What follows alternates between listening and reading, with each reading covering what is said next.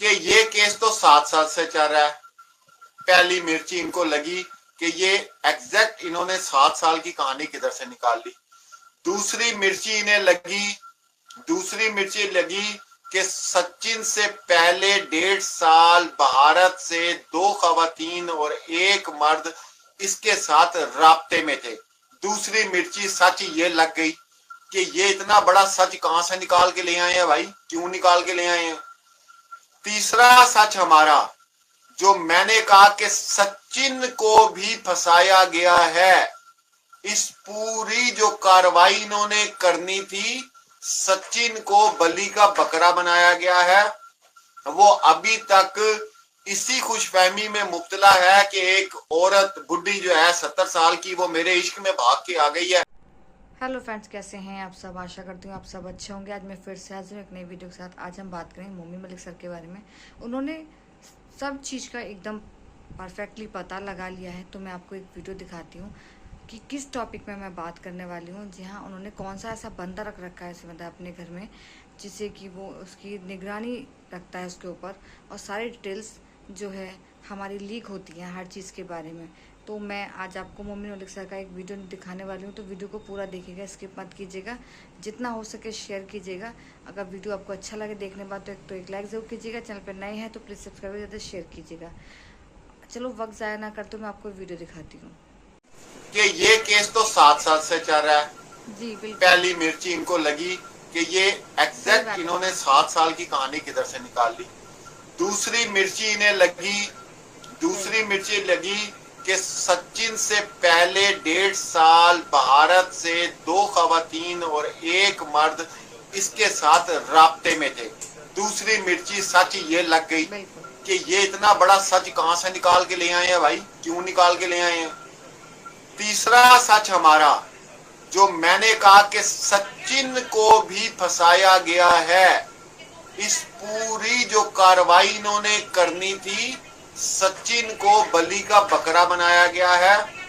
वो अभी तक इसी खुशफहमी में मुब्तला है कि एक औरत बुढ़ी जो है 70 साल की, वो मेरे इश्क में भाग के आ गई है। उसको वैसे भी किसने अपनी बच्ची देनी थी। मैं वैसी एक बात कर रहा हूँ, अब वो इसी में खुश हुआ है।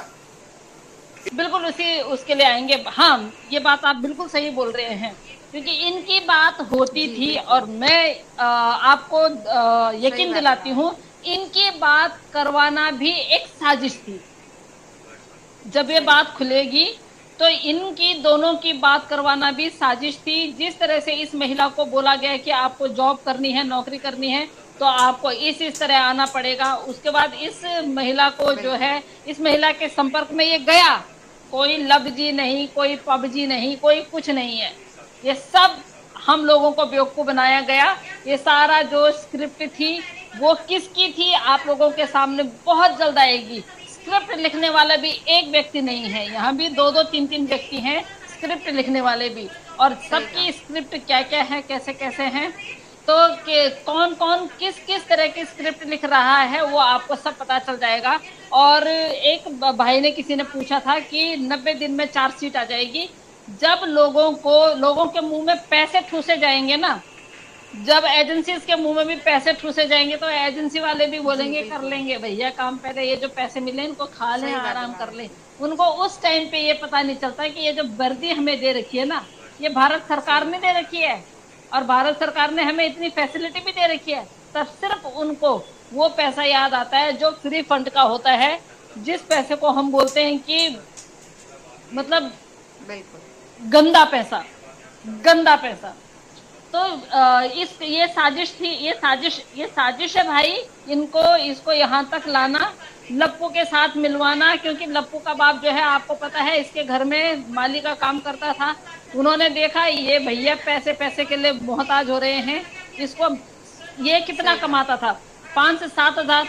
उसके बाद इसको सीधा 18,000 अपने घर में 5 लोगों को रखने की इजाजत मिल जाती है कि 5 लोगों की देखभाल करनी है, तुम्हें 18,000 देंगे। इनको तो वारे न्यारे हो गए। ऊपर से ये नाच के कमा रही है, नाच के घर का खर्चा चला रही है, इनका दारू का खर्चा चला रही है, और क्या चाहिए था। और इतना कमा रही है, ये अपनी सुरक्षा का जो कवच है ना उसको भी पक्का कर रही है। ये बात ठप नहीं हुई, सिर्फ ये बात दबा दी गई और 12 तारीख को उठी। 12 तारीख को जब मैप दिखाया गया, सीमा ये देखो हिंदुस्तान का इतना बड़ा मैप, तुझे इतनी जगह जाना है, क्यों जाना है उसको इतनी जगह, क्यों जाना है? और तू भारत पे राज करेगी। वो कौन होती है भारत पे राज करने वाली? आप कौन होते हो उसको भारत पे राज करवाने वाले? आप क्या वो हो, क्या बोलते हैं, कानून हो? आपने जो डिग्री खरीदी है ना सर, उस डिग्री के बिहाफ पे आप कुछ मत बोलिए, क्योंकि हम निर्भया के केस में आपको देख चुके हैं और मैं निर्भया की माँ को सच में ही मैं थोड़ा सा उनसे गुस्सा भी हूँ। उस टाइम पे अगर आप सही फैसला ले लेते ना, तो यह आदमी आज हमारे सर में कत्थक नहीं करता, यह आदमी किसी कोने में पड़ा रहता। उस टाइम पे आपने दया खा ली इस आदमी पे और इस आदमी को आपने वो कर दिया, इसका लाइसेंस जब्त नहीं हुआ। ये थोड़ी सी आपसे गलती हुई। हिंदुस्तान की महिला यही तो है भाई, हिंदुस्तान की महिलाओं में ना बहुत ज्यादा पिघल जाती हैं। उनके साथ देखिए कितना वो हुआ था। मेरी जैसी होती है तो मैं लात मार के और भेजती इसको। वकास भाई स्वागत है आपका। बिल्कुल बात मैंने तो इस चीज को सारा रीड किया हुआ है। मैंने रिलीजन की जितनी चीजें थी पुरानी दीदी वो रीड की हुई है। सबसे पहली बात मैं लोगों को बताता चलूं और आप इस चीज को जाके सर्च भी कर सकते हैं। दुनिया की सबसे ज्यादा मुहज्जिब कौम इस वक्त जापान को कहा जाता है, मुहज्जिब, एटिकेट्स वाली और ये सारा कुछ। इसी तरह दुनिया की सबसे ज्यादा इमोशनल जो मुल्क है, जो लोग हैं, वो भारतीय कहलाते हैं। आपको नहीं समझ आती तो जाके गूगल सर्च कर लें, आपको बात समझ आ जाएगी। इन लोगों का जो प्लान था वो इतना मजबूत था कि सीमा हैदर कार्ड इमोशनल खेले। अब इमोशनल कार्ड वो क्या खेल सकती थी कि मेरा खामद मुझे मारता था, मेरा खामद छोड़ के मुझे चला गया, और सबसे बड़ा कार्ड उसके पास जो था वो 4 बच्चे थे। अब जब वो दाखिल हुई उसको पता था कि मैंने कार्ड रहम वाला, ये मेरे पे रहम खाए, और इंडियंस तो हैं ही रहम खाने वाले, मोहब्बत करने वाले। ठीक है, ये मैं नहीं कह रहा, ये गूगल कह रहा है कि आप बहुत इमोशनल होते हैं, बहुत ज्यादा इसलिए इमोशनल होते हैं कि बचपन से आप लोगों की जो परवरिश की जाती है उसके अंदर बहुत सी ये चीजें होती हैं, सारा कुछ होता है। वो कल मैं कह रहा था ना कि आस्था माँ जी कभी कभी लाइव में आके पाकिस्तान की भी चित्रोल करती है और हम उसको एंजॉय करते हैं, हम उसको बुरा नहीं मनाते। उसकी वजह ये है कि 95% किसी का अच्छा छोड़ के ना तो 5% किसी का आप नेगेटिव चीज नहीं देख सकते। तो भाइयों, आप लोगों को बता दूं, आप लोग परेशान मत हो, गुलाम हैदर के आने की देर है। ये जितनी शतरंज है ना, जितनी चालें, ये आपको मेरा वादा है, इसी तरह लाइव में बैठेंगे, मेरी दीदी मेरे साथ बैठेंगी, हम वहां से शुरू करेंगे जब ये पकड़ी गई, और वहां से मैं आपको वीडियोस दिखाऊंगा, वो बातें बताऊंगा, वो रिकॉर्डिंग सुनाऊंगा कि इस औरत को क्यों लाया गया, इसको कैसे इस्तेमाल करना था इन्होंने। ये बस जो मीडिया ने अपनी करने के लिए इसको आगे ले आई है, वो बड़ा अच्छा इन्होंने पॉजिटिव साइन दे दिया। लेकिन बच्चे तो जाने हैं, गुलाम हैदर के पास तैयार हैं बच्चे इंशाल्लाह, और गुलाम हैदर ने आना ही आना है, क्योंकि वीजा, अगर लोग बात करते ना वीजा नहीं मिलेगा, अरे भाई जब हुकूमती मामला हो जाता है ना, अदालतें ऑर्डर कर देती हैं।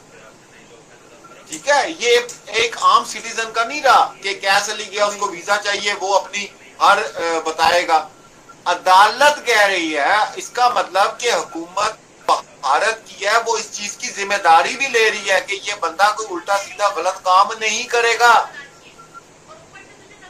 नहीं है कि जिसके आने की वजह से भारत को नुकसान पहुंचे।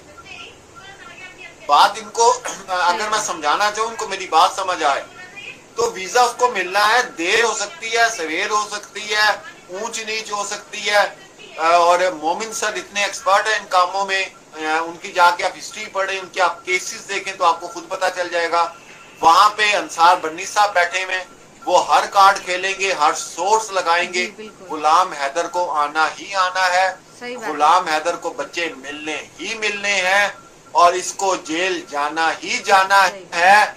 शुगल तब लगना है जब ऐसे वो जो इन्होंने बांध के रखी हुई है ना पोटली, जिसको कहते हैं गुनाहों की पोटली, वो जब खुलेगी ना, धागा ऐसे खींचे गए, कैस भाई खींचेगा, जैसे मोमिन सर खींचेंगे, तो सरिता दीदी खींचेंगे, तो वो फिर पोटली में से जो निकलेगा ना, वो देखने वाला होगा। क्यों दीदी? भाई मैं तो अभी से पता ना क्या सरप्राइज हो रही हूँ, वो पोटली का धागा खींचने के लिए। कब टाइम आए और कब हम दोनों बहन भाई एक इधर से और एक इधर से पोटली का धागा खुले, और जब निकले ना उसमें से खबरें यूं यूं यूं यूं करके, तो हमें बताने की जरूरत ही नहीं है, हमारे देखने वाले वैसे ही वो कर लेंगे। और जब मोमिन सर की जीत होगी तब अभी पता क्या है इन लोगों को क्या प्रॉब्लम आ रही है कि हमारी जो चीजें हैं वो बाहर गई कैसे,